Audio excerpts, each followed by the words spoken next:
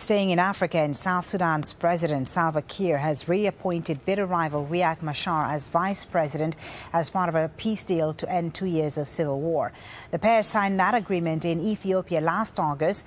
The conflict erupted in late 2013 when President Kiir accused his deputy of plotting a coup. The fighting has cost thousands of lives and forced more than 2 million people from their homes. Let's bring in Anna Cavell now, who joins us live from Juba. Anna, the big question now, of course, is whether Salva Kiir, Riek Machar, will return to Juba to take up his new role.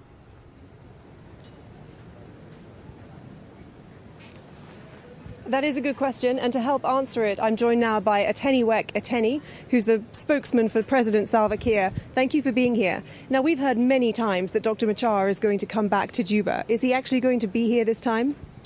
According to the presidential statement this morning, he has 7 days to come to Juba so that they can expedite the process of forming the transitional government of national unity.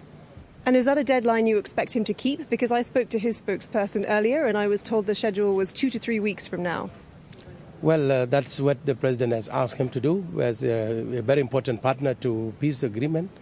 And so his coming to Juba will actually expedite the process of forming the government of national unity, which is actually crucial now to this point.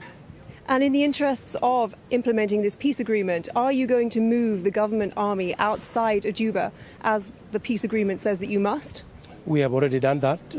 We are still doing it because the large contingency of army are in Juba, and they are to be actually relocated to 25 miles away from Juba. This is what we are working now to ensure within the next few days it will finish. And now one of the major obstacles to Machar's return in the past has been the president's decision to almost triple the number of states in this country. How is it that Dr. Machar has decided to come back to Juba, even though that situation hasn't changed? That shouldn't be the bigger problems, because even Machar himself knew that South Sudan is one more state. That's why he did it before the government of South Sudan. He did have 21 states, and he has already appointed governors on the other side. So if the problem is only 7 states, then it's negotiable. We will be able to negotiate when he comes to Juba, because all the things cannot finish while he's in a foreign country. He has to move to Juba, and this is what the agreement says. And do you expect that the fighting will stop around the country when Dr. Machar comes back? We know that there are now warlords out there who aren't loyal to either party. What's going to happen with those? The best person to answer this is Machar himself and his spokesperson, because I don't speak for them.